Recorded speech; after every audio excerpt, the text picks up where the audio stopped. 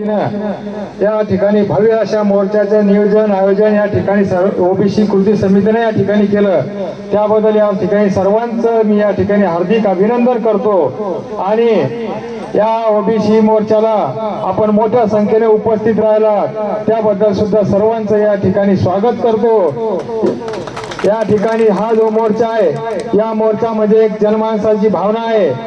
आज रोजी आपल्या ओबीसी समाजातल्या 350 महाराष्ट्रातील जातीवर जे अतिक्रमण होऊ पाहत आहे, आपल्या भावांच्या कुणबी प्रमाणपत्रावर कोणी अतिक्रमण करू पाहत आहे, त्याबद्दल या ठिकाणी सर्वांच्या वतीने निषेध व्यक्त करतो। आणि आपल्या दोडार तालुक्यामध्ये असो का महाराष्ट्रामध्ये असो, आपल्या लोकनेते गोपीनाथरावजी मुंडे साहेबांचं नाव या ठिकाणी विसरू देणार नाही अशी शपथ या ठिकाणी घेतो।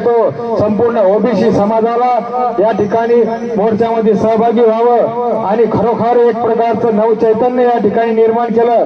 आणि या ठिकाणी मी चेतावणी देतो की जर ओबीसी समाजाच्या महाराष्ट्रातील कोणत्याही ओबीसी समाजाच्या नेत्याच्या केसाला जरी धक्का लागला तर अख्खा महाराष्ट्र पेटून उठवल्याशिवाय राहणार नाही। तुम्ही मुंबईमध्ये जाऊन त्या ठिकाणी मुंबईमध्ये धिंगाणा घातला, हा सर्व धिंगाणा सगळं उघड्या डोळ्यांनी महाराष्ट्राने पाहिला।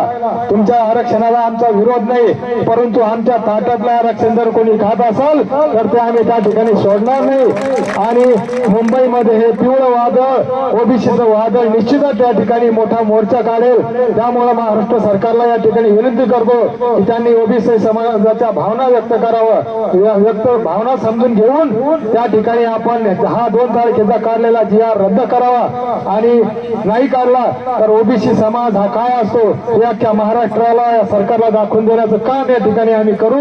एवढंच बोलतो। मला बोलण्याची संधी दिली त्याबद्दल धन्यवाद देतो आणि थांबतो। एकच पर्व।